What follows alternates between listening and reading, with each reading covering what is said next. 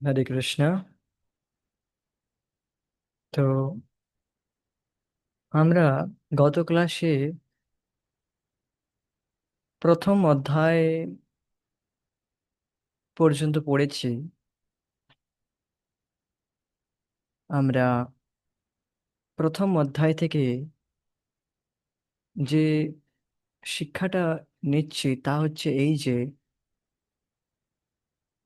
আমাদের পুস্তকের নাম শ্রীকৃষ্ণের সন্ধানে, আর প্রথম অধ্যায়ের নাম সুখ লাভের সহজ উপায়। তো দুটোকে সামঞ্জস্য করলে এইভাবে আসে যে সুখ লাভের সহজ উপায় হচ্ছে শ্রীকৃষ্ণের ভগবান শ্রীকৃষ্ণের সন্ধান করতে হবে। এটি হচ্ছে সুখ লাভের সহজ উপায়। অর্থাৎ ভগবান শ্রীকৃষ্ণের প্রেমময়ী সেবার দ্বারা আমরা সহজে সুখ লাভ করতে পারব। কারণ ভগবান শ্রীকৃষ্ণ হচ্ছেন পরম চিন্ময়, আর আমরা হচ্ছি ভগবানের অংশ। সেই চিন্ময় ভগবানের অংশ আমরাও, চিন্ময় আত্মা। তো আমাদের উচিত ভগবানের সেবা করা। কারণ আমরা যেহেতু ভগবানের অংশ, তাই আমাদের উচিত ভগবানের সেবা করা, তাহলেই আমরা সুখী হতে পারবো। আমরা শুনেছিলাম বা আমরা এটি উপলব্ধিও করেছি যে জড় বস্তুর মধ্যে সুখ খুঁজেছি, কিন্তু জড় বস্তুর মধ্যে কেউই সুখ লাভ করতে পারেনি জড় বস্তু থেকে। কারণ জড় বস্তুর কোনো ইন্দ্রিয় নেই, তার কোনো চেতনা নেই, তার কোনো সুখ দুঃখ বলে কিছু নেই। আর চেতন বস্তুর, অর্থাৎ আমরা চেতন প্রাণীর সুখ দুঃখ বলে রয়েছে, আমরা আমাদের ইন্দ্রিয় রয়েছে। আর এই জন্য আমরা কেবল চেতন বস্তুর সংস্পর্শে এসেই সুখী হতে পারবো, জড় বস্তুর সংস্পর্শে এসে সুখী হতে পারবো না। তো প্রথম অধ্যায় থেকে এগুলো আমরা শিখেছিলাম, আর উপলব্ধিও অনেকে করেছেন হয়তো। তো আজকে আমরা দ্বিতীয় অধ্যায় শুরু করব।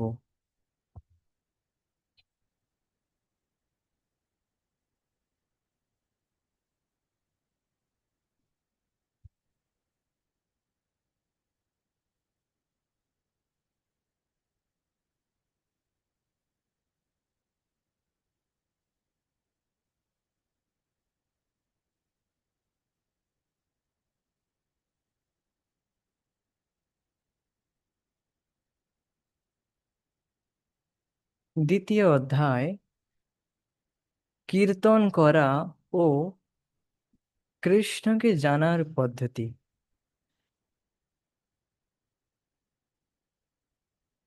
তো আমরা পড়ব,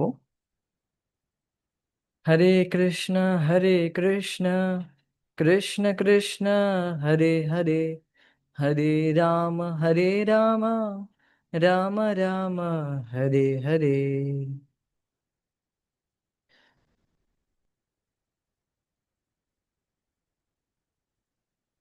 এটি অপ্রাকৃত শব্দ তরঙ্গ। এই শব্দ তরঙ্গ আমাদের চিত্ত দর্পণকে ধুলোমুক্ত করতে সাহায্য করে। বর্তমান মুহূর্তে আমরা চিত্ত দর্পণে এতই ভৌতিক আবর্জনা পুঞ্জীভূত করেছি,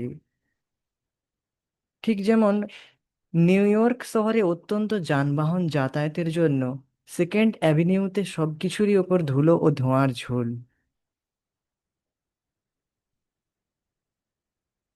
তো দেখুন, এই যে হরে কৃষ্ণ মহামন্ত্র, এটিকে মহামন্ত্র বলা হয়।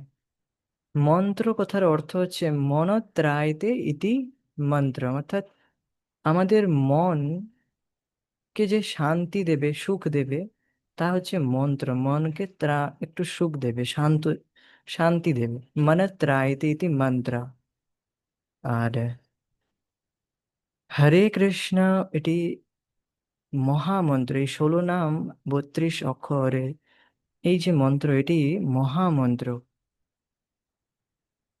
কলিযুগে কলিহত জীবের জন্য ভগবান শ্রীকৃষ্ণ চৈতন্য মহাপ্রভু রূপে এসেছেন। আর আমাদের এই হরে কৃষ্ণ মহামন্ত্র আমাদের জন্য নিয়ে এসেছেন। কোথায় থেকে? গোলক থেকে, নিজের ধাম থেকে। গোলকেরও প্রেমধন বলে বলা হয় এটিকে। তো আপনারা বলতে পারেন, আচ্ছা, এই নাম তো কেবল বাংলায় লেখা রয়েছে, বা কিছু একটু বাংলা শোনা বাংলা শব্দ শুনতে পাচ্ছি যেন। এটা তো প্রাকৃত শব্দ লাগছে। তো দেখুন, আমরা সব সময় প্রাকৃত বস্তুর সংস্পর্শে অনাদিকাল ধরে রয়েছি। অর্থাৎ জগতের যে বস্তুগুলোকে, এইগুলোকে বলা হয় প্রাকৃত বস্তু, যা নাশবান, যা যা কখনো স্পন্টেনিয়াস সুখ দেয় না, নিরন্তর সুখ দেয় না। কিছুক্ষণ, ক্ষণিকের সময়ের জন্য বা কিছুক্ষণের জন্য সুখ দেয়, তারপর আর দেয় না। অর্থাৎ আমাদের এক্সপিরিয়েন্সে প্রাকৃত বস্তুর এক্সপিরিয়েন্স রয়েছে, কারণ আমরা সব সময় প্রাকৃত বস্তুর সংস্পর্শে থেকে প্রাকৃত সুখটা লাভ করার চেষ্টা করেছি। আর যেহেতু আমরা অপ্রাকৃত, আমরা চিন্ময়, আমরা ভগবানের অংশ, সেই জন্য আমাদের প্রাকৃত বস্তু কখনো সুখী করতে পারবে না।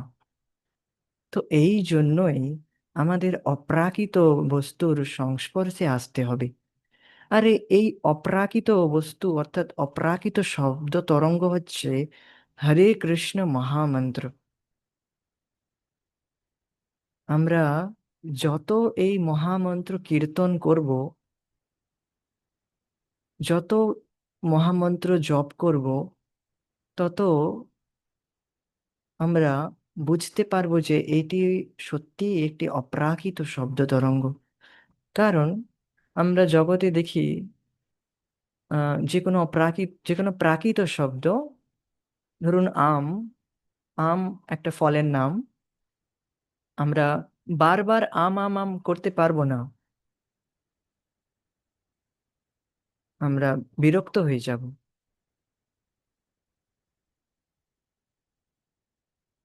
কিন্তু দেখা গিয়েছে ভক্তরা,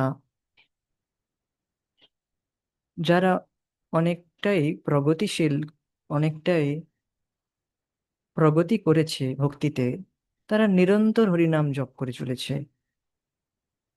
আর অত্যন্ত সুখ লাভ করছে তারা।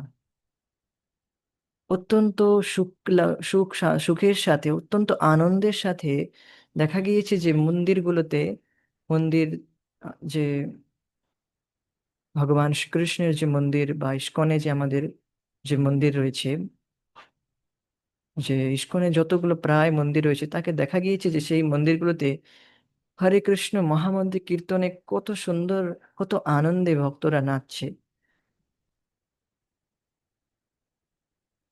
প্রত্যেক দিন একই কীর্তন, কিন্তু প্রত্যেক দিনে একটা আলাদা আনন্দ হয়। তো এটিই হচ্ছে অপ্রাকৃত। কারণ আমরা দেখেছি যে প্রাকৃত যে গানগুলো রয়েছে, যেগুলো একবার দুবার কি তিনবার শোনার পর আর শুনতে ভালো লাগে না, নেক্সট চেঞ্জ। কিন্তু হরে কৃষ্ণ মহামন্ত্র, এটি সবসময় নিত্য নতুন, অলওয়েজ ফ্রেশ। কারণ এটি হচ্ছে অপ্রাকৃত শব্দ তরঙ্গ। তো আপনি যত এটিকে জপ করবেন, এটি তো যত নাম কীর্তন করবেন, ততই সুখ লাভ করতে পারবেন, ততই এর অপ্রাকৃততাটা বুঝতে পারবেন। তো দেখুন, আমাদের চিত্ত দর্পণকে ধুলো মুক্ত করতে সাহায্য করে। আর সাত- আর ক্রমে ক্রমে ভগবানের প্রতি প্রেম জাগরিত করে এই মহামন্ত্র। তো প্রথমত আমাদের আমাদের যে চেতনা, আমরা শুনেছিলাম প্রথম অধ্যায়ে যে আমাদের চেতনা নিম্ন হয়ে রয়েছে, কারণ আমরা ভৌতিক বস্তুর সংস্পর্শে অনাদিকাল ধরে রয়েছি, আর ওখান থেকেই সুখ লাভ করার চেষ্টা করেছি। এই জন্য আমাদের চেতনা নিম্ন হয়ে গিয়েছে, আমাদের চেতনাকে উন্নত করতে হবে। নিম্ন হয়ে গেছে মানে আমাদের চেতনায় ধুলো পড়ে গিয়েছে। চেতনার যে দর্পণে ধুলো মানে হচ্ছে আমরা যে চেতনা, যেটা ধুলো পড়ে যাওয়ার জন্য, যেমন আয়নায় আমরা নিজেদেরকে দেখতে পাই না, ঠিক তেমনি আমাদের চেতনার দর্পণে ধুলো পড়ে যাওয়ার জন্য আমরা নিজেদেরকেই বুঝতে পারছি না যে আমরা এই ভৌতিক শরীর থেকে পৃথক। আহ, এটা আমরা বুঝতে পারছি না। তো আমাদের চেতনার দর্পণকে ধুলোমুক্ত করতে এই হরে কৃষ্ণ মহামন্ত্র সাহায্য করে। যত এই নাম জপ করতে থাকবো, ধীরে ধীরে আমাদের চেতনার দর্পণ ধুলোমুক্ত হতে থাকবে। আর তত আমরা বুঝতে পারবো যে আমাদের স্বরূপটাকে আমরা তখন তত আমাদের আমরা বুঝতে পারবো, নিজেকে চিনতে পারবো। বর্তমান মুহূর্তে আমরা চিত্ত দর্পণে এতই ভৌতিক আবর্জনা পুঞ্জীভূত করেছি। যেমন উদাহরণ দেওয়া হচ্ছে, নিউ ইয়র্ক শহরে অত্যন্ত যানবাহন যাতায়াতের জন্য সেকেন্ড অ্যাভিনিউতে সবকিছুরই ওপর ধুলো ও ধোঁয়ার ঝুল। তো এটি যে কোনো বড় শহরে দেখাই যায় যে অত্যন্ত যানবাহন যাতায়াত করার জন্য আশেপাশে গাছগাছালিতে বা যে ঘরগুলোতে, তাদের বাড়িগুলোতে সমস্ত ধুলো জমে যায়। তো ভৌতিক কাজসমূহ নিপুণভাবে সম্পন্ন করার জন্য আমাদের নির্মল চিত্ত দর্পণে প্রচুর ধুলো পুঞ্জীভূত হয়েছে। তো দেখুন, আমরা আচ্ছা, তাহলে প্রশ্ন হবে, কেন আমাদের চেতনার দর্পণে তো কি করে ধুলো জমলো এত? তো ভৌতিক কাজসমূহকে আমরা খুব নিপুণভাবে সম্পন্ন করার জন্য আমাদের নির্মল চিত্ত দর্পণে প্রচুর ধুলো পুঞ্জীভূত হয়েছে। মানে আমরা খুব ভালো করে চেষ্টা করেছি যে ভৌতিক অর্থাৎ প্রাকৃত বস্তু থেকেই সুখ লাভ করব। খুব ভালোভাবে চেষ্টা করেছি, খুব প্রয়াস করেছি। হুম। আর এমন নয় যে একবার দুইবার, অনাদিকাল ধরে, মানে ইনফাইনাইট টাইমস আমরা এইভাবে চেষ্টা করেছি, খুব নিপুণভাবে। এই জন্য আমাদের চেতনা খুব নিম্ন হয়ে গিয়েছে, চেতনার দর্পণে প্রচুর ধুলো পুঞ্জীভূত হয়েছে।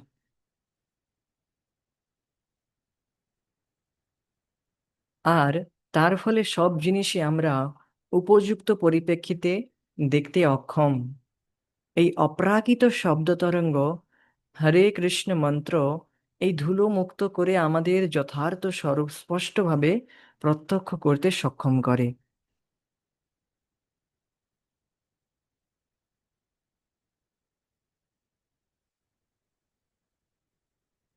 তো এই ধুলো জমে যাওয়ার জন্য আমাদের চেতনার দর্পণে, তাই সব জিনিসই আমরা উপযুক্ত পরিপ্রেক্ষিতে দেখতে অক্ষম। সব জিনিস বলতে যেমন হরে কৃষ্ণ মহামন্ত্রকেও আমরা তেমন ভাবে গুরুত্ব দিচ্ছি না।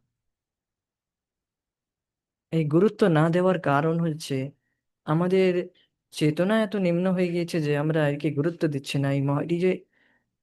এই মহামন্ত্র যে আমাদের চেতনার দর্পণকে ধুলোমুক্ত করতে সাহায্য করবে, যা অনাদিকাল ধরে রয়ে পড়ে রয়েছে। হুম। তো এটা আমরা বুঝতে পারছি না। যেমন যেমন কোনো পশুকে যদি একটি 5 স্টার হোটেলে তাকে যদি থাকতে দেওয়া হয়, সে কিন্তু তাতে থাকবে না। সে সে তার সেই ধুলো, উম, নোংরা, আবর্জনা, সেখানেই সে থাকতে পছন্দ করবে। তো তার চেতনাটা এইরকম। তার চেতনার নিম্ন গতির জন্য, বা তার চেতনার মান কম হওয়ার জন্য, সেই পশু বা সেই জীব এইরকম ভাবছে যে আমি এখানে comfortable, I am happy here. কিন্তু সে বুঝতে পারছে না সে যে অত্যন্ত নিতান্ত দুঃখে রয়েছে, তার জন্য আরো ভালো ব্যবস্থা রয়েছে। হ্যাঁ, সেটা এসে নেগলেক্ট করছে।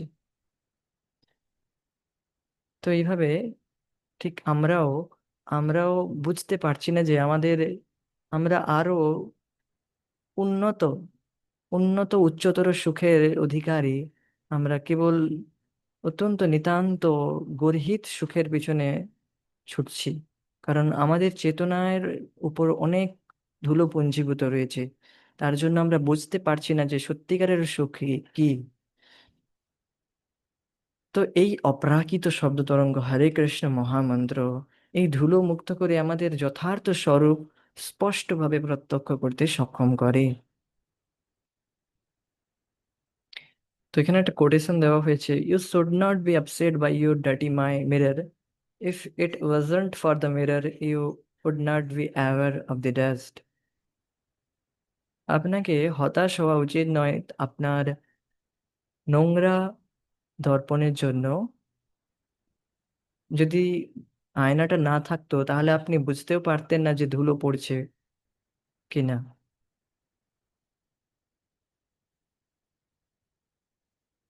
এটিকে আমি এইভাবে ব্যাখ্যা করতে চাইবো যে যদি আমরা শাস্ত্র শ্রবণ না করি, হরিকথা শ্রবণ না করি, আমরা কিন্তু বুঝতেই পারতাম না যে সত্যিকারেই কি আমাদের আমরা আমাদের চেতনায় ধুলো পড়েছিল কি না। আমাদের চেতনা যে এত নিম্ন, সেটা আমরা যখন ভগবানের ভক্তদের মুখে হরিকথা শ্রবণ করি তখন, আর গুরু কৃপায়, গুরু কৃষ্ণ কৃপায়, ভগবানের কৃপায়, ভগবানের রিপ্রেজেন্টেটিভ অর্থাৎ গুরুদেবের কৃপায়, গুরুদেবের কৃপা বলতে তার মুখ থেকে হরিকথা শ্রবণ করে অর্থাৎ ভগবানের সম্বন্ধে শ্রবণ করে, আর সে যে কি অবস্থায় পড়ে রয়েছে সেই সম্বন্ধে জেনে সে তখন বুঝতে পারে, আচ্ছা যে হ্যাঁ আমার চেতনা তো অনেক নিম্ন, আমি তো অনেক নিম্ন অবস্থাতে রয়েছি, অনেক আহ, খারাপ অবস্থায় রয়েছি, আমাকে প্রগতি করতে হবে। তখন সে বুঝতে পারে। তো একজনকে তখন হতাশ হওয়া উচিত নয় যে আমার তো হৃদয় খুবই ধুলো পড়ে রয়েছে, এবার তো আমার আর উদ্ধার হবে না। ব্যক্তিকে ভেঙে পড়া উচিত নয়। তার জন্য উপায় রয়েছে হরে কৃষ্ণ মহামন্ত্র। এই হরে কৃষ্ণ মহামন্ত্রে জপে তাকে লেগে যাওয়া উচিত। আর অত্যন্ত নিষ্ঠা সহকারে, অত্যন্ত যত্ন সহকারে হরে কৃষ্ণ মহামন্ত্র ব্যক্তিকে জপ করা উচিত।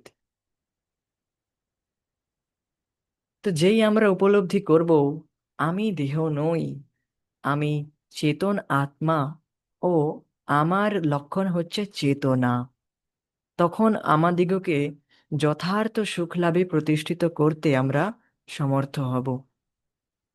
তো যেই আমরা উপলব্ধি করব, আমরা শাস্ত্র থেকে শুনে বুদ্ধির দ্বারা বিচার করব যে হ্যাঁ আচ্ছা ঠিকই তো, আমি তো এই আহ, এই শরীর নয়, কারণ এই শরীরটা প্রতিনিয়ত নষ্ট হচ্ছে, নাশবান, ক্ষণভঙ্গুর।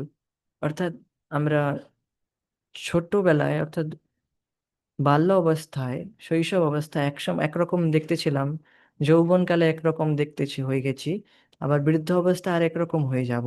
তো এর থেকে কি বোঝা যাচ্ছে যে দেহ পরিবর্তন হচ্ছে, আবার একটা সময় আসবে দেহ অকেজো হয়ে দেহ নষ্টও হয়ে যাবে। তো এর থেকে কি বোঝা যাচ্ছে যে আমরা এই দেহ নই, আ- আমি চেতন আত্মা, আমার চেতনা রয়েছে। আমি তো সেই একই চেতনায় রয়েছে, শুধু আমার একটু চেতনার উন্নতি বা অবনতি হয়েছে। হুম। আর আমি চেতন আত্মা, এটি যখন কেউ বুঝতে পারবে, তখন যথার্থ সুখ লাভে প্রতিষ্ঠিত করতে আমরা সমর্থ হব। তখন ব্যক্তি যথার্থ সুখ লাভের চেষ্টা করবে। অর্থাৎ তখন ব্যক্তি আত্মা অর্থাৎ স্পিরিট, স্পিরিট সম্বন্ধিত কাজ করবে যা আত্মাকে সন্তুষ্ট করবে। কারণ আমরা যেহেতু চেতন প্রাণী, আমরা চেতন বস্তুর সংস্পর্শে এসেই সুখী হতে পারবো। আর এই শরীর যেহেতু অচেতন অর্থাৎ জড়, এইকে এই জড় বস্তু অর্থাৎ জড় দেহের যা ভালো লাগে, যেটাকে সুখ মনে করে, সেটা কিন্তু চেতন প্রাণী অর্থাৎ আমরা যে চেতন, এই চেতনা বস্তুর জন্য অর্থাৎ আমাদের চেতন আত্মা যে আমরা, এই চেতন আত্মার জন্য তা সুখদায়ক নয়। যেই বস্তুগুলো আমাদের শরীরকে, আমাদের তথাকথিত ইন্দ্রিয়ের যা ভালো লাগছে, তা কিন্তু আত্মার জন্য ভালো নয়। অর্থাৎ চেতন প্রাণীর জন্য আমরা যে চেতন, আমাদের চেতন বস্তুর সংস্পর্শে আসতে হবে। অর্থাৎ হরে কৃষ্ণ মহামন্ত্র যা প্রাকৃত চেতন, এই অপ্রাকৃত বস্তুর সেবন করতে হবে। এই হরে কৃষ্ণের কীর্তনের দ্বারা আমাদের চেতনা শুদ্ধির সঙ্গে সঙ্গে আমাদের সকল পার্থিব দুঃখ অন্তর্হিত হবে। ভৌতিক জগতে সবসময় এক দাবানল জ্বলছে, তো দেখুন সকল পার্থিব দুঃখ অন্তর্হিত হবে কিভাবে? যখন আমরা হরে কৃষ্ণ মহামন্ত্র জপ করব, তখন আমরা আরো বুঝতে পারবো, নিজেকে আরো বুঝতে পারবো যে হ্যাঁ, আমি এই দেহ নই, আমি তো ভগবানের অংশ। আমার তো উচিত ভগবানের সেবা করা। এইভাবে যখন সে ভগবানকে প্রসন্ন করার চেষ্টা করবে, তখন সে নিজের ইন্দ্রিয়কে তর্পণ করতে অর্থাৎ নিজের ইন্দ্রিয়কে সন্তুষ্ট করার চেষ্টা করবে না। কারণ ইন্দ্রিয়গুলো কেবলই দুঃখ দিচ্ছে ব্যক্তিকে, কারণ ইন্দ্রিয়গুলি জড়। আর ইন্দ্রিয়কে সন্তুষ্ট করার চেষ্টা করলেও তা থেকে কেবল দুঃখই পাওয়া যাবে, কারণ এই জড় বস্তুর মধ্যে কেবল দুঃখ ভর্তি রয়েছে। কেবল দুঃখের সংমিশ্রণ করা রয়েছে, যা সুখ বলে মনে হয়। আর যখন ব্যক্তি হরে কৃষ্ণ মহামন্ত্র কীর্তন করবে, তখন সে এই দুঃখ থেকে অটোমেটিক বিরত হয়ে যাবে, কারণ সে তখন স্বাভাবিকভাবেই এই হরে কৃষ্ণ মহামন্ত্র জপের দ্বারা সুখ লাভ করছে।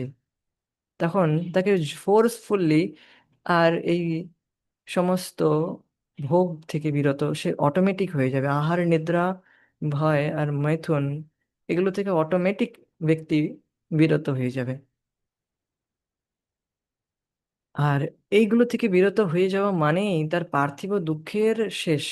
কারণ অ্যাকচুয়ালি এইগুলো থেকেই, এগুলো যখন পায় না, আহার নিদ্রা বা मैथुन, কেউ मैथुन সুখ পেল না, ঠিক করে পেল না, তখন সে আরো উত্তেজিত হয়ে যায়। তখন উত্তেজিত হলে সে তখন না পেলে আরো কষ্ট পায়, দুঃখ পায়। তখন অর্থাৎ তার পার্থিব দুঃখ, তখন সে দুঃখ যন্ত্রণায় ভুগতে হয়। কিন্তু যখন এগুলো তার সুখের যে সোর্স, সোর্স অফ হ্যাপিনেস, যখন ভগবানের সংস্পর্শে থেকে তা পাচ্ছে, তখন সে এই জড় সুখকে অটোমেটিক ত্যাগ করে দেয়। ভৌতিক জগতে সবসময় এক দাবানল জ্বলছে, আর প্রত্যেকেই তা নেভানোর চেষ্টা করছে। কিন্তু যতক্ষণ পর্যন্ত আমাদের পারমার্থিক জীবনের শুদ্ধ চেতনায় আমরা অধিষ্ঠিত না হচ্ছি, ততক্ষণ পর্যন্ত জড়া প্রকৃতির দুঃখ কষ্টরূপ এই আগুন নির্বাপনের কোনো সম্ভাবনা নেই।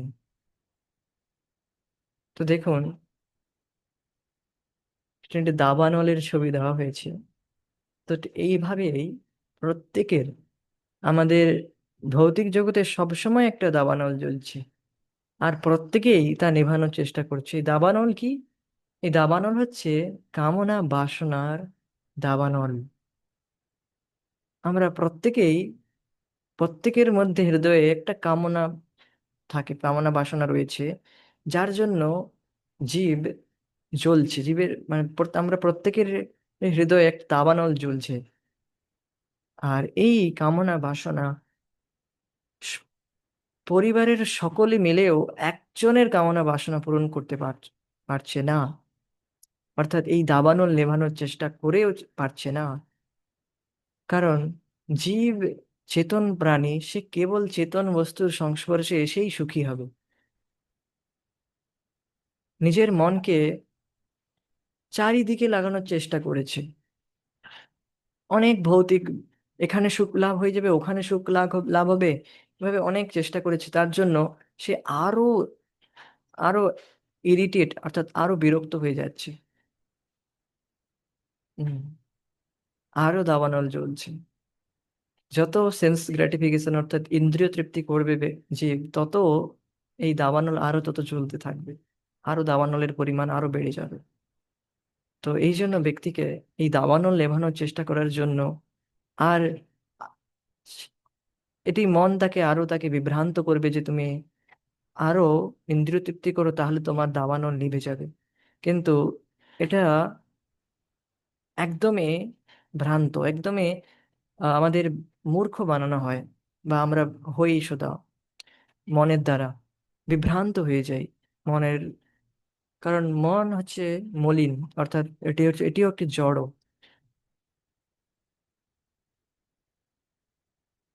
আমরা যখন পারমার্থিক জীবনে উন্নতি লাভ করব, জীবনে শুদ্ধ চেতনায় অধিষ্ঠিত যতক্ষণ না হচ্ছে, ততক্ষণ এই জামানল নেভানো সম্ভব নয়।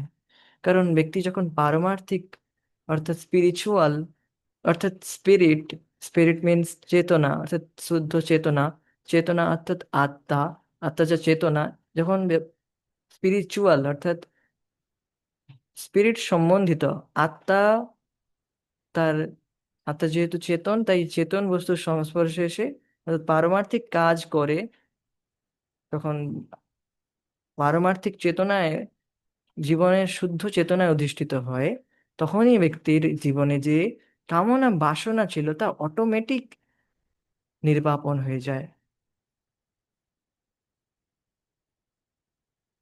অটোমেটিক তার সমস্ত বাসনা কামনা নির্মূলভাবে শেষ হয়ে যায়। ততক্ষণ পর্যন্ত জড়া প্রকৃতির দুঃখ কষ্টরূপ এই আগুন নির্বাপনের কোনো সম্ভাবনা নেই, যতক্ষণ পর্যন্ত ব্যক্তি ভগবান কৃষ্ণের শরণাপন্ন হচ্ছে, ভগবানের সেবায় যুক্ত না হচ্ছে। আর এইভাবে যুক্ত যতক্ষণ না নিজেকে পারমার্থিক স্তরে শুদ্ধ চেতনায় অ- অধিষ্ঠিত না করছে, ততক্ষণ পর্যন্ত জড়া প্রকৃতির দুঃখ কষ্টরূপ আগুন নির্বাপনের কোনো সম্ভাবনা নেই। তো জড়া প্রকৃতির দুঃখ কষ্ট, তিন ভাবে প্রকৃতি দুঃখ দিচ্ছে আমাদেরকে, একে ত্রিতাপ বলা হয়। কি কি? প্রথমত হচ্ছে আধ্যাত্মিক, আদিদৈবিক, আদি ভৌতিক। আধ্যাত্মিক মানে আমরা যে শরীর এবং মন থেকে যে কষ্টগুলো পাই, তা হচ্ছে আধ্যাত্মিক। অর্থাৎ শরীরের কোনো রোগ হলো বা মানসিক কোনো রোগ হলো, মানসিক রোগ মানে মন যেটা চেয়েছিল সে সেখানে সেটা পায়নি, তার জন্য সে দুঃখ পেয়েছে, কষ্ট পেয়েছে। তো এটি হচ্ছে আধ্যাত্মিক তাপ। আর দ্বিতীয়ত হচ্ছে আদি ভৌতিক, অর্থাৎ জড়া প্রকৃতির যা দুঃখ দিচ্ছে আমাদেরকে, যেমন প্রচন্ড গরম, প্রচন্ড ঠান্ডা, প্রচন্ড বৃষ্টি, ঝড়, তো এই ভূমিকম্প, বজ্রপাত, এগুলোর দ্বারা আমরা যে দুঃখ কষ্ট পাচ্ছি তা হচ্ছে আদি ভৌতিক। আদি দৈবিক হচ্ছে দেব দ্বারা, অর্থাৎ দেবতাদের দ্বারা যে আমরা যে দুঃখ কষ্টগুলো পাচ্ছি, তা হচ্ছে আদি দৈবিক। তো ধরো আহ একজন ব্যক্তিকে উম, এইভাবে চারিদিকে গুন্ডা, অর্থাৎ যারা গুন্ডা বদমাশ তারা ঘিরে নিয়েছে, তো সে কি করে বেরাবে এর থেকে? চারিদিকে ঘিরে নিয়েছে একজন আমাদেরকে, ধরুন আমরা এই ত্রিতাপ দ্বারা চারিদিকে, তিন দিক থেকে চারিদিকে আমরা ঘেরাও হয়ে গিয়েছি। এবার এটার থেকে বেরোনোর কি উপায়? একমাত্র আমরা দেখি অনেক সময় কোনো হিরোকে, যখন টিভিতে দেখি, আমরা টিভি দেখি বলতে যখন কোনো ব্যক্তি আমরা যখন দেখেছিলাম বা যখন দেখেছি এইভাবে যে হিরোকে যখন পুরো গুন্ডারা তখন ঘিরে নেয় তাকে, সে কি করে উপরে লাফিয়ে যায়। উপরে লাফিয়ে গিয়ে যখন তাকে যখন চারদিক থেকে গুন্ডারা, বদমাশেরা যখন তাকে আক্রমণ করে চারিদিক থেকে, সে কি করে লাফিয়ে যায়, লাফিয়ে বেরিয়ে যায়। তো উপরে লাফিয়ে বেরিয়ে যায়। তো এইরকমই, ঠিক এইভাবে আমাদেরকে উপরের দিকে, অর্থাৎ ভগবান শ্রীকৃষ্ণের দিকে আমাদেরকে লাফিয়ে ধরতে হবে, ভগবানের চরণ কমলের আশ্রয় নিতে হবে। তবেই আমরা ত্রিতাপ থেকে বাঁচতে পারবো, অর্থাৎ ভগবানের শরণাপন্ন হতে হবে। যে যত বেশি শরণাপন্ন হতে পারবে, তত তার ত্রিতাপ দুঃখ তত কমবে। পুরোপুরি শরণাপন্ন হলে তখন এই তিন তাপ পুরোপুরি পুরোপুরি বিমূলে নষ্ট হয়ে যাবে।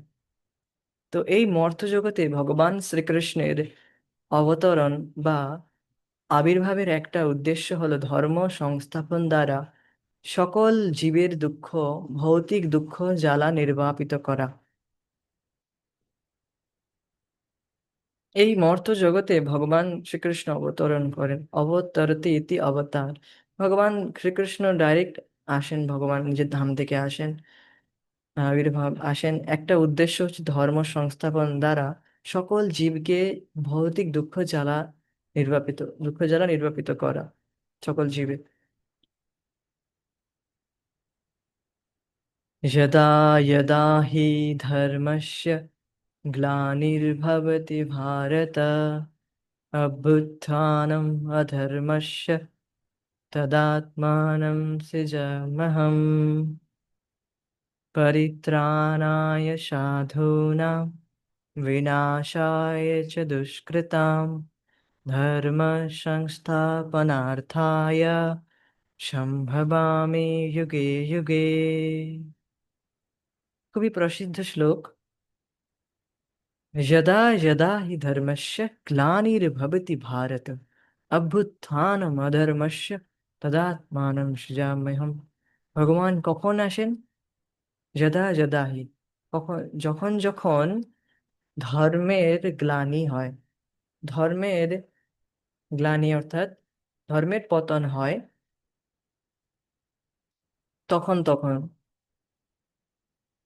তো ধর্ম কি? দেখুন, ধর্ম হচ্ছে যে আহ, আমরা এখানে পড়বো যে ধর্ম এমন নয় যে কোনো একটা বিশ্বাস। ধর্ম is not a faith, not a kind of faith. ধর্ম কেবল একটা বিশ্বাস, কেবল বিশ্বাসের নয়। ধর্ম মানে যা কোনো বস্তুর একটি বৈশিষ্ট্য হবে, যেমন তরল, অর্থাৎ জলের বৈশিষ্ট্য হচ্ছে তরলতা। জলের বৈশিষ্ট্য তরলতা, অর্থাৎ ভেজানো, কোনো বস্তুকে ভিজিয়ে দেয় জল। কোনো কোনো বিশেষ অবস্থাতে জল বরফে পরিণত হয়ে যায় ঠান্ডাতে, কোনো একটা বিশেষ সিচুয়েশনে। কিন্তু তার সনাতন ধর্ম, তার ইটারনাল যে ধর্ম, জলের সবসময় তার এটাই সনাতন যে ধর্ম, যে সে সবসময় ভিজাবে কোনো বস্তু, সে তরলতা রয়েছে তার মধ্যে, তরলতাটাই এটা হচ্ছে যে তার ধর্ম, জলের ধর্ম। তো তেমনি জীবের ধর্ম হচ্ছে কৃষ্ণের নিত্যদাস।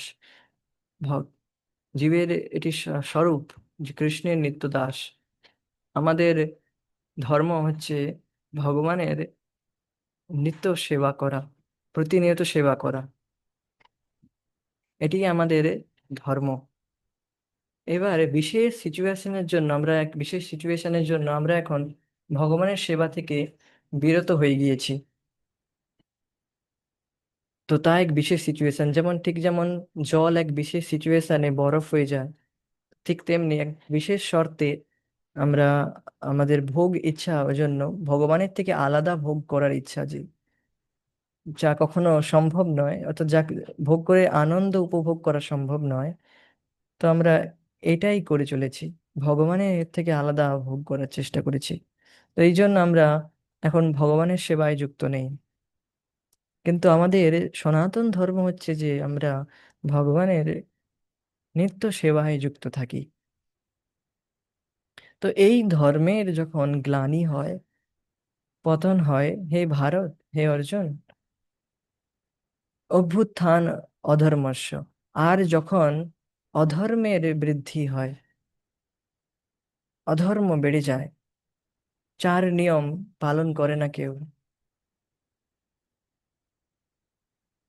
ধর্মের আর বর্ণাশ্রমের পালন, বর্ণাশ্রম ধর্মেরও যখন পতন হয়, আর এইগুলোকেও নিয়ম ভঙ্গ করছে, অর্থাৎ অধর্ম বেড়ে যাচ্ছে যখন, তখন তদা আনম সৃজাম্যহম, তখন আমি নিজেকে প্রকট করি। সৃজাম্যহম শব্দটি খুবই তাৎপর্যপূর্ণ। ভগবান বলছেন সৃজাম্যহম, অর্থাৎ এমন বোঝা উচিত না আমাদের যে ভগবান নিজেকে সৃষ্টি করছেন। কারণ এই কথা কখনো সামঞ্জস্য হয় না যে কেউ যদি বলে আমি নিজেকে সৃষ্টি করেছি,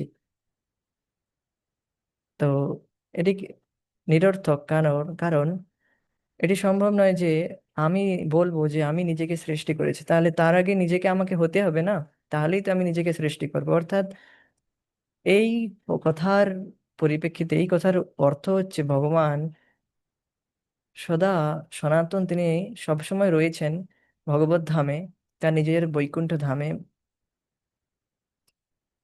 গোলক ধামে। আর এই ধরাধামে যখন ধর্মের গ্লানি হয় নিজেকে প্রকট করেন, তখন এই ধরাধামে যে সিদ্ধান্ত ভগবান দিয়ে গিয়েছেন ব্রহ্মা আদি দের দ্বারা, সেই সিদ্ধান্তের যখন গ্লানি হয় তখন, অর্থাৎ সেই সিদ্ধান্তের যখন পতন হয়, তখন তখন ভগবান নিজেকে প্রকট করেন পরিত্রাণায় সাধুনাম বিনাশায় চ দুষ্কৃতাম। আর কেন, তো কখন উত্তর পেলাম, কখন আসেন ভগবান, এবার কিসের জন্য আসেন? পরিত্রাণায় সাধুনাম, সাধুদেরকে পরিত্রাণ করার জন্য। সাধুরা অর্থাৎ ভক্তরা যারা ভগবানের দর্শনের জন্য, ভগবানের সাথে লীলাবিলাসের জন্য লালায়িত থাকে, তাদের সাথে লীলাবিলাস করার জন্য ভগবান আসেন, তাদের সাথে ভাবের বিনিময় করার জন্য, তাদের সাথে তাদের সাথে লীলা অর্থাৎ আনন্দ উপভোগ করার জন্য ভগবান আসেন। পরিত্রাণায় সাধনাম, অর্থাৎ যখন ভগবান দেখেন আমার ভক্তরা অত্যন্ত ব্যাকুল হয়ে যাচ্ছে আমার দর্শনের জন্য, তখন ভগবান আসেন। বিনাশায় চ দুষ্কৃতাম, সেই জন্য ভগবান আসেন। আর বিনাশায় চ দুষ্কৃতাম, আর সেকেন্ডারি হচ্ছে ভগবান যে যে সমস্ত দুষ্কৃতীদের আর কেউই মারতে পারছে না, তখন ভগবান এসে তাদেরকে বধ করেন। যেমন হিরণ্যাক্ষ, হিরণ্যকশিপুর, রাবণ আদি। ধর্ম সংস্থাপনার্থায় সম্ভবামি যুগে যুগে, এভাবে আমি যুগে যুগে ধর্মের স্থাপন করি, এই দুষ্টদের বিনাশ করে সাধুদের পরিত্রাণ করি।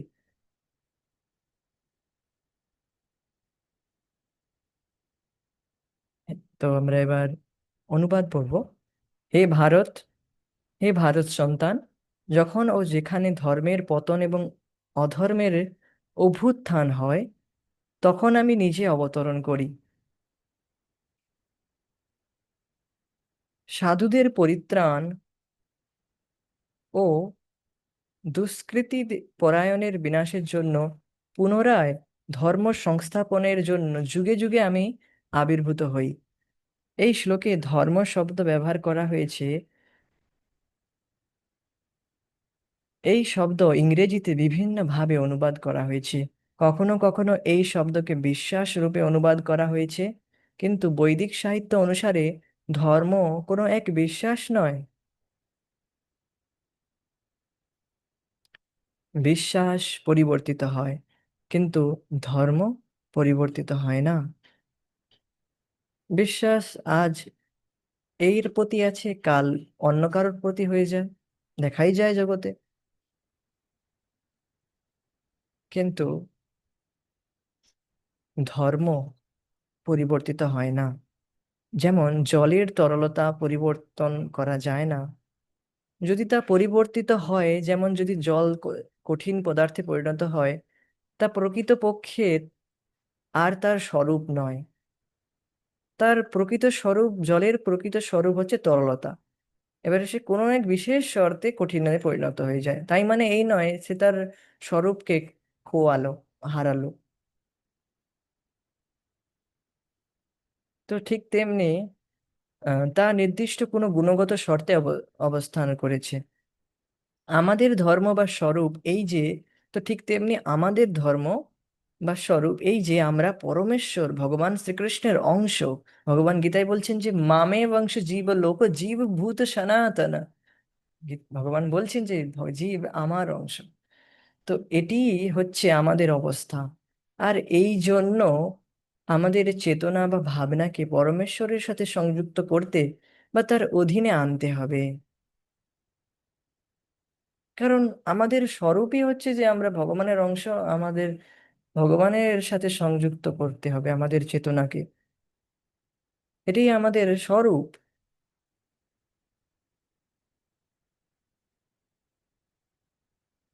ভৌতিক সংস্পর্শের জন্য পরম পূর্ণের অর্থাৎ ভগবান শ্রীকৃষ্ণের অপ্রাকৃত সেবার প্রতি অপব্যবহার করা হচ্ছে। আমরা অনাদিকাল ধরে এই জাগতিক বস্তু থেকে সুখের আশা করেছি, কিন্তু এই জন্যই এই জন্যই আমরা ভগবানের পরমেশ্বরের অপ্রাকৃত সেবার প্রতি অপব্যবহার করেছি, অর্থাৎ ভগবানের যে সেবা তাকে আমরা নেগলেক্ট করেছি। সেবা আমাদের স্বরূপের সাথে জড়িত। প্রত্যেকেই এক একজন ভৃত্য এবং কেউই প্রভু নয়। তো দেখুন, সবাই কারোর না কারোর সেবা করে চলেছে। কেউ নিজের পরিবারের সেবা করে চলেছে, কেউ রাষ্ট্রের সেবা করে চলেছে, কেউ বা নিজের ইন্দ্রিয়ের সেবা করে চলেছে।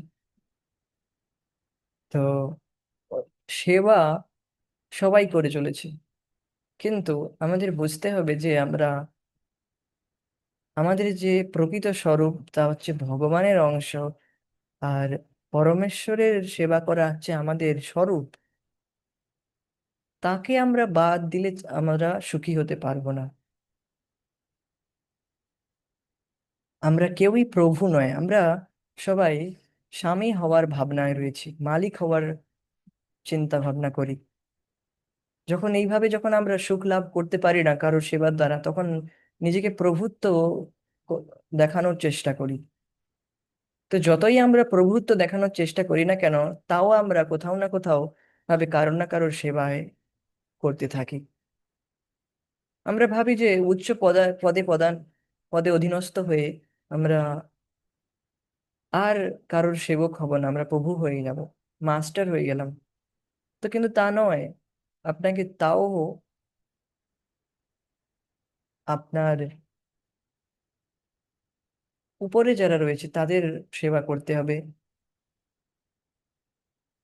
তো প্রত্যেকেই একে অন্যের সেবা করছে। রাষ্ট্রপতি হয়তো রাষ্ট্রের মুখ্য অধিকর্তা, তিনি রাষ্ট্রের সেবা করে চলেছেন। তো দেখুন, ঠিক রাষ্ট্রপতি হয়তো তিনি হয়তো রাষ্ট্রের মুখ্য অধিকর্তা, কিন্তু তিনিও রাষ্ট্রের সেবা করে চলেছেন। আমাদের দেখাই যায় যে যখন প্রধানমন্ত্রী আমাদের, তিনিও সেবা করে চলেছেন। তিনিও প্রতিনিয়ত রাষ্ট্রের সেবা করে চলেছেন, দেশের সেবা করে চলেছেন, প্রত্যেক জনতার সেবা করে চলেছেন। তো সেবা সবাই করছে। তো এই সেবা আমাদের হচ্ছে প্রকৃত ধর্ম। কিন্তু তা আমরা সঠিক জায়গায় এই সেবাটাকে আমাদের ইমপ্লিমেন্ট করতে হবে। আর যখন তাকে কাজের দরকার নেই, রাষ্ট্র তখন তাকে পদ থেকে অপসারিত করেন। অর্থাৎ যখন রাষ্ট্রপতি বা যে উচ্চ পদে পদস্থ যে অধিকর্তা রয়েছে তার যখন মেয়াদ ফুরিয়ে যায়, তখন তাকে অপসারিত করা হয়। তো যখন কেউ মনে মনে নিজে ভাবে সকল দৃশ্য বস্তুর আমি একমাত্র প্রভু, তখন তাকে বলা হয় মায়া। তো যখন আমরা এইভাবে মনে করব যে আমরাই হচ্ছে একমাত্র প্রভু, আমি বশ, আমি মাস্টার হয়ে গিয়েছি, তো এটি হচ্ছে মায়া।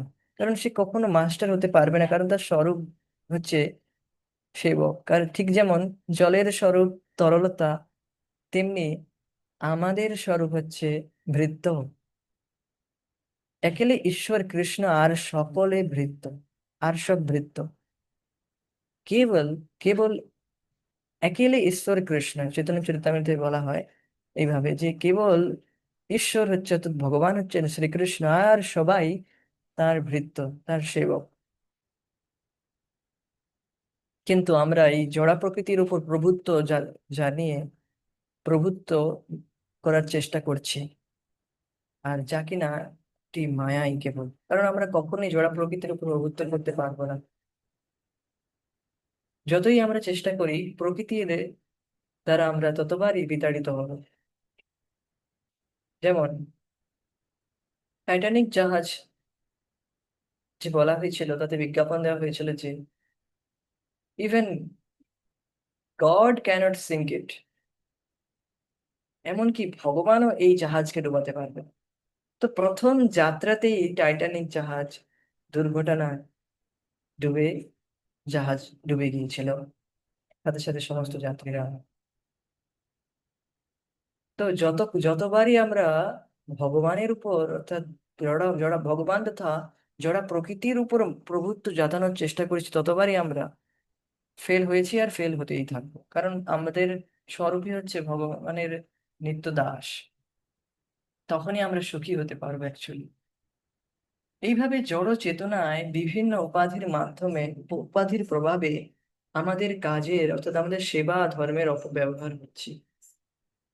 যখন আমরা এই সব উপাধি থেকে মুক্ত, অর্থাৎ আমাদের চিত্ত দর্পণ ধুলোমুক্ত হবে, তখন কৃষ্ণের নিত্য দাস রূপে আমাদের যথার্থ স্বরূপকে আমরা দেখতে পারবো। তো এইভাবে জড় চেতনার যে বিভিন্ন উপাধি রয়েছে, আমরা কারোর এই যে শারীরিক, এই যে দেহা উপাধি রয়েছে, এই উপাধির জন্য আমরা বুঝতে পারছি না যে আমরা অ্যাকচুয়ালি ভগবান শ্রীকৃষ্ণের সেবক। সর্ব উপাধি বিনির্মুক্তম, সমস্ত উপাধি থেকে আমাদেরকে বিনির্মুক্ত হতে হবে। কেবল এটি প্রকৃত উপাধি যে আমরা ভগবান শ্রীকৃষ্ণের নিত্য দাস। জীবের স্বরূপ হয় কৃষ্ণের নিত্য দাস। জীবের স্বরূপই হচ্ছে যে ভগবান কৃষ্ণের নিত্য দাস। আমরা এর এর সেবক, তার সেবক হয়ে অনেক অনেক সেবা করেছি, কিন্তু আমরা কিন্তু অ্যাপ্রিসিয়েটেড হইনি। আমরা যে ভেবেছিলাম যে এই ব্যক্তির সেবা করে, ওই ব্যক্তির সেবা করে, এর সেবা করে আমি সন্তুষ্ট হয়ে যাব বা আমি সুখী হব, কিন্তু ততবারই আমরা দুঃখই পেয়েছি। আমরা ভেবেছি যে, আমরা এটা আশা করি যে যখন কারোর সেবা করি, বা আশা করি না এমন বলাও যায় না, কারণ এটা না করলেও, আশা না করলেও, আমরা যদি নিঃস্বার্থভাবেও কারোর সেবা করে চলে, সেবা করে থাকি বা সেবা করে যাই, তবুও দেখা যায় সেই ব্যক্তি দুঃখ দিচ্ছে, যে ব্যক্তি তাকে তার সেবা দিচ্ছে। কারণ সে এই যে তার, সেই যে সেবা করতেছে যে ব্যক্তিকে, সেই ব্যক্তিটিও অ্যাপ্রিসিয়েট করতে পারছে না, প্রশংসা করতে পারছে না, কারণ সেও সন্তুষ্ট করছে না। কারণ সেও ভগবানের সেবা করছে না, যেহেতু সেও কখনো সন্তুষ্ট হবে না। তো আমাদের উচিত সম্মিলিতভাবে, আমরা যতজন, আমরা যারা পরিবারের সবাই রয়েছি বা সমাজে রয়েছি বা রাষ্ট্র যারা সবাই রয়েছে, সম্মিলিতভাবে ভগবানের সেবায় যুক্ত হওয়া। তাহলে সবাই সুখী হতে পারবে। তো এটি হচ্ছে আমাদের ধর্ম, যে আমরা ভগবান কৃষ্ণের নিত্য দাস। এটি হচ্ছে আমাদের সনাতন ধর্ম। তো এই বলে আজকের ক্লাস, আজকের হরিকথা এখানেই স্থগিত রাখছি। পরবর্তী হরিকথা পরবর্তী সময় আলোচনা করবি। হরে কৃষ্ণ। जय श्रील प्रभुपाद हिताय गौर प्रेमानंदे हरि हरि।